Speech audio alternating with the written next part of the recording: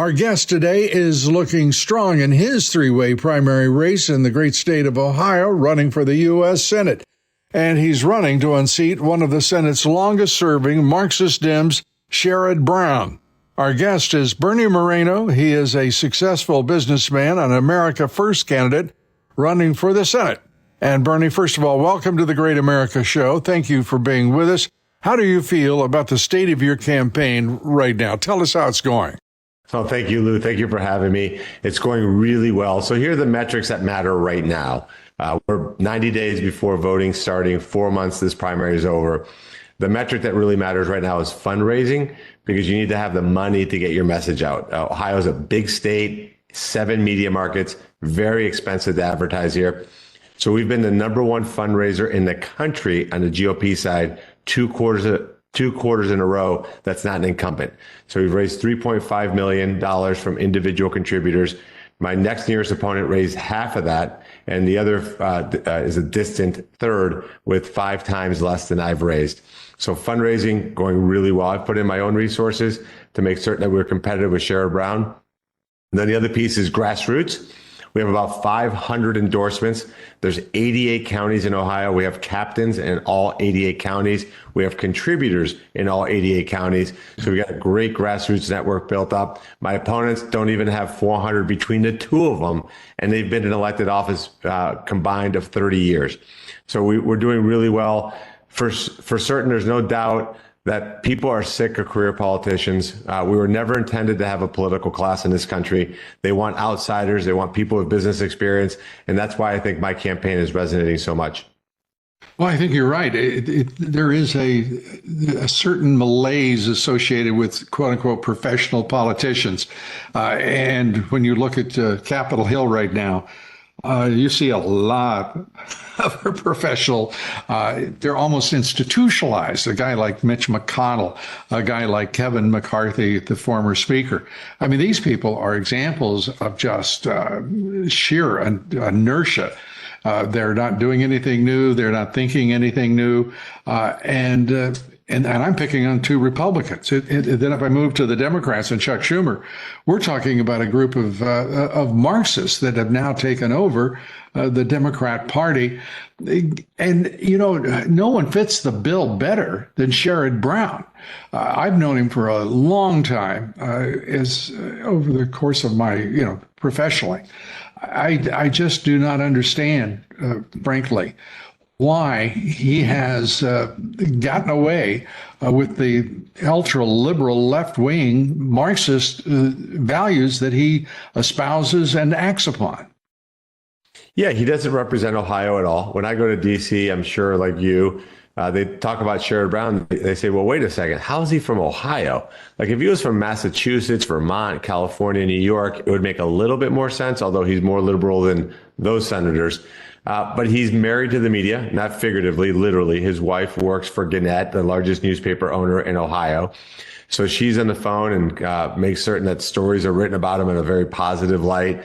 They keep him away from any negative articles. He comes across kind of like a nice guy, talk about baseball. He'll lie to business people right in their face. Say, well, of course I would never vote against those types of things. And of course he does.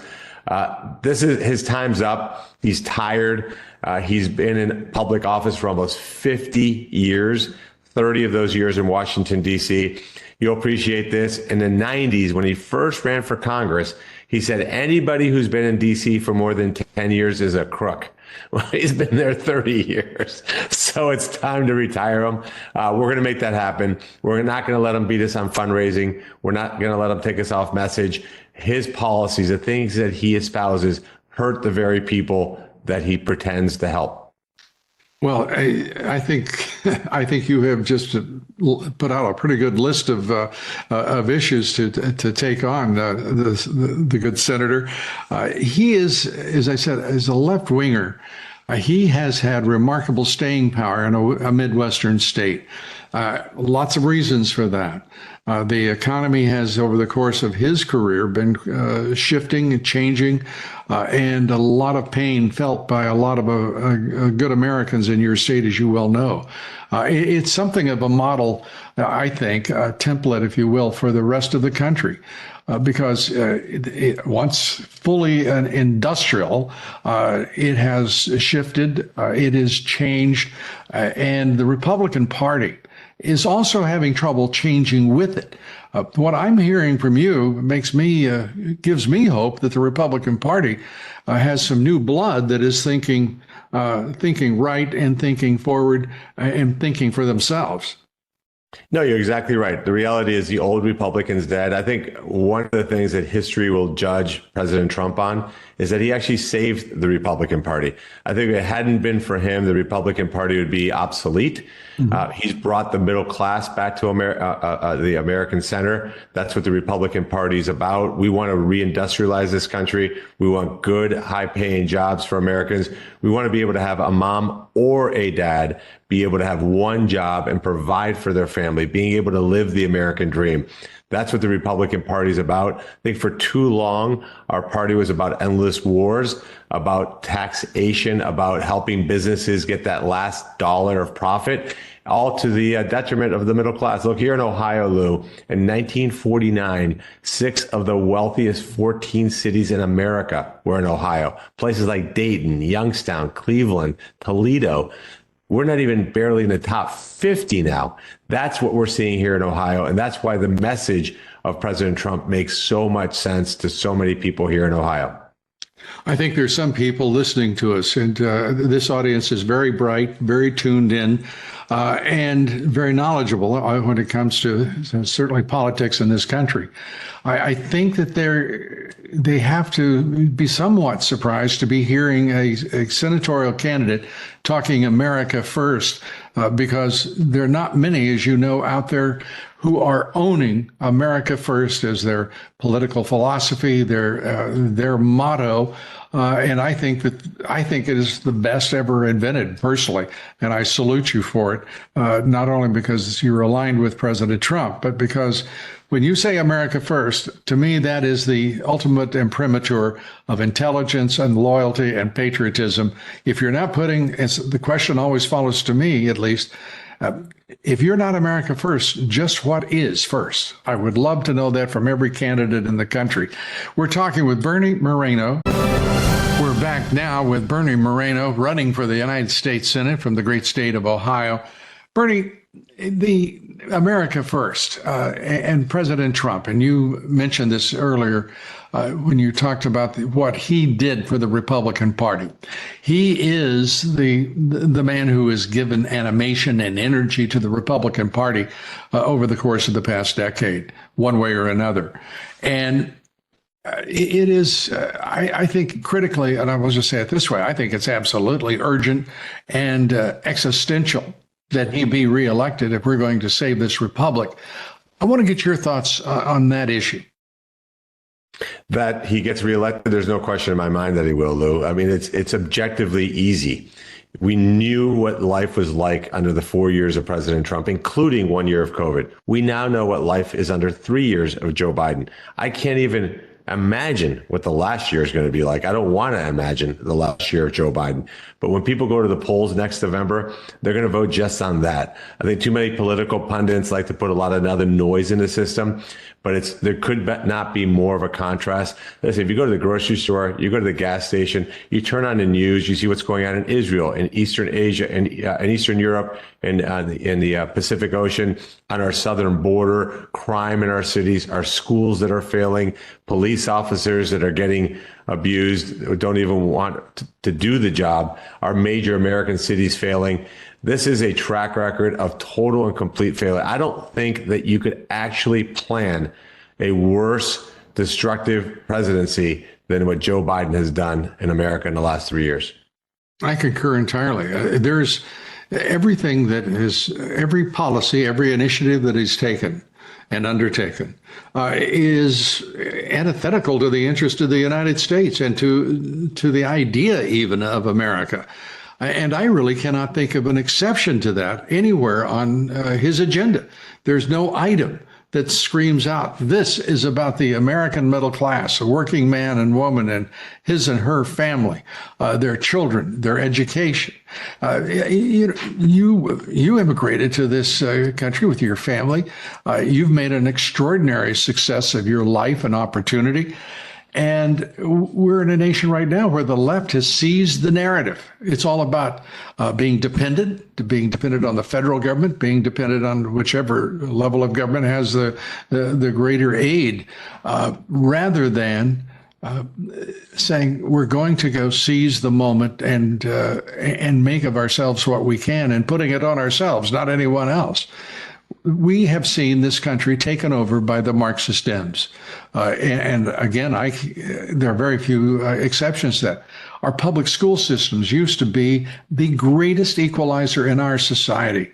We can talk about the war on poverty, any of that. Nothing is more important than our public education system and for the opportunities it's created for millions and millions of Americans over the years. What are your thoughts about education, its importance, and your policy views toward public education? No, Lou, you're exactly right. This all started, in my mind, you can trace it back to 1979 when Jimmy Carter created the Department of Education. Ronald Reagan, as you remember, ran on getting rid of that department that had been only basically a year old. Didn't do it. First Bush didn't do it. Second Bush didn't do it. President Trump had so much on the agenda that it just quite frankly didn't get to it. When we take over in 2025, and we will keep the House, we'll win the Senate. President Trump will be our 47th president. We will get rid of that Department of Education. What that allows us to do is collapse and eliminate this union Democrat Party political money laundering operation that's been going on for decades. Put local schools in the hands of parents of the kids that go to those community schools. That's what should be happening. The reality is, Lou, we have to be teaching our kids math, science, critical thinking, real history. Those are the things that we should be teaching instead of this woke ideology, this victimhood, this idea that you're entitled to something, and that America's fundamentally flawed. This is the greatest country on earth. We have to put those values back in our school systems. And when parents get control back of their public schools and not union schools, that's what's going to happen. I want to continue with Bernie Moreno's views on public education when we come back right after this quick message. Stay with us. We'll be right back. We're back now. We're talking with Bernie Moreno, and we're talking about his campaign to be the U.S. Senator from the great state of Ohio. We're talking about public education and how important it is. As I mentioned, you came to this country as an immigrant. You have made an extraordinary success of your life. Give us your thoughts about what has changed in this culture over the course of your lifetime, and unfortunately, to the detriment of this nation. When my family came here, there's myself, my 5 brothers, my sister, my mom and dad, 9 of us. Moved into a 2-bedroom apartment. My dad got a job making $5 an hour, raising 7 kids. My mom became a realtor. What they talk about almost every single day was the importance of learning the language, learning the history of this country, and assimilating into American culture. The idea that we left behind Colombia and now we're here as Americans. My mom would be the person that would be the most ardent America First supporter you could ever have met. She loved this country, Lou, loved America. And the reality is today, Biden, the Democrats, they're letting people come into our border completely illegally with no ramifications. It's demeaning to those of us who follow the process the right way. And then worst of all, they're encouraging people not to assimilate. They're trying to create a multicultural America. We want to have a multi-ethnic country, but we need to ultimately all understand that at the end of the day, we are all Americans. That's who we are. That's what brings us together. English should be our official language. We shouldn't be having a country where there's 17 different languages spoken. It's English. That's what binds us, the culture, the language, the history. That's what coming here is all about. And that should be a prerequisite for somebody who wants to come to America, that they take that as a given, that they're going to follow those rules. and to follow the rules. We have people talking about establishment Sharia law in this country, talking about there is so much of an impulse, if you will, in this country right now toward division, toward segregation. I mean, it's mind-boggling. All of the issues that we fought so hard to rid this country of. One people is what this country is all about. All Americans, irrespective of race or ethnicity, creed, it's just amazing that we have let the Marxist Dems get this far in our schools, in our universities, and frankly, they're inculcating young people in every fashion, whether it's through the federal government, where they have immense influence, public education, and two teachers' unions that drive nearly everything that happens, as well as our colleges and universities, which have become indoctrination centers. Your thoughts? I'll give you a quick story. When I went to college, I went to the same college that my youngest son went to. I'll make the story quick. The professor was an amazing guy. I walked with Martin Luther King across the Selma Bridge. I took the class. I sat in the front row, and him and I, Lou, argued. You can't even imagine, day in and day out. I mean, we went at it with each other. At the end of the semester, he wrote me a note that said, "Hey, listen, I'm never giving an A+ to anybody. I'm giving you an A+. But let me be clear. I don't agree with any of the things that you believe in, but I appreciate your passion." 30 years later, my son goes to that same school. 2 days before school starts, he gets a note that says, "Hey, we see you're Hispanic, so we have special counseling and tutoring available for you." By the way, this is an A student, great student. Takes a class. Professor decides that the women were mistreated in the class based on group assignments, gives every guy in the class a B or less, and gives every girl in the class an A. That's what's changed in our universities over 30 years. We've allowed it to happen, quite honestly. Those of us who ran businesses, were taking care of our families, we figured, hey, somebody else is going to run this government. It can't be that bad. Just leave us alone. And the reality is we've got these idiotic politicians who only care about their careers, only care about their next election, that have let this country go into a ditch. My dad used to say, Lou, you either write the book or you read the book. But if you're not writing it, don't complain about the ending. And that's why I'm running. We got to change this. We got to change and get us back to our original founding principles. And when we do, not if we do, we'll get this country back on track for the next generation. Well, I'm inspired by you and your father, your mother, and your siblings as well. It is a nation of immigrants. It is one of the things that we all talk about. To me, that's not enough of a response to what America is, because yes, we're a nation of immigrants. We're also a nation of hard workers. We're a nation of great people and great potential and great opportunity. We're so many things, but most of all, we're America, and people won't even talk about America. You don't hear people talking about America, our potentiality, whether they're in Congress or whether they're in a pulpit, whether they're at a Kiwanis meeting, whatever it is. I hope they're talking about this great country. People are afraid to be patriotic. It's corny. It is cliched for some, but no more cliched, frankly, than anything originating with the left in this country. It's a time that we've got so many pressures on us: economic, societal, ideological, philosophical differences. How do we get to that point where we are squaring our shoulders and working as one people toward keeping this great republic? I think it's on all of us. I think those of us who are in the business world, who've accomplished something, need to think about going to Washington, D.C. or state capitals or local elections to serve their country. We can't just sit on the sidelines. We don't send our best and brightest to Washington, D.C., Lou. I think you know that. Imagine for a second if we took the 535 most accomplished Americans who would go to Washington, D.C. to serve their country, not for their own personal well-being, not to build wealth, not to build fame, but truly to serve this great country. I think what we also have to do as Republicans is we have to be unequivocal in our beliefs. We have to stand strong and not be afraid of the mainstream media. Listen, they're going to call us all kinds of names. They will never like us. They will never agree with us. They're never going to write a nice story about us. Get over that. Put the ideas in place, force them through, get this country back on track, And then we have success. And when we have that success, that's what's ultimately going to bring this country back together. I think people are starting to wake up. The reality is, though, we're up against a very loud minority. I think we're a 65-35 country. I think 65% of Americans believe in constitutional conservative principles, but that 35 is so damn loud, and they have a great, huge megaphone called the media. And we just got to plow through that. And they've already taken over the federal government, and we've got to recognize that fact as well.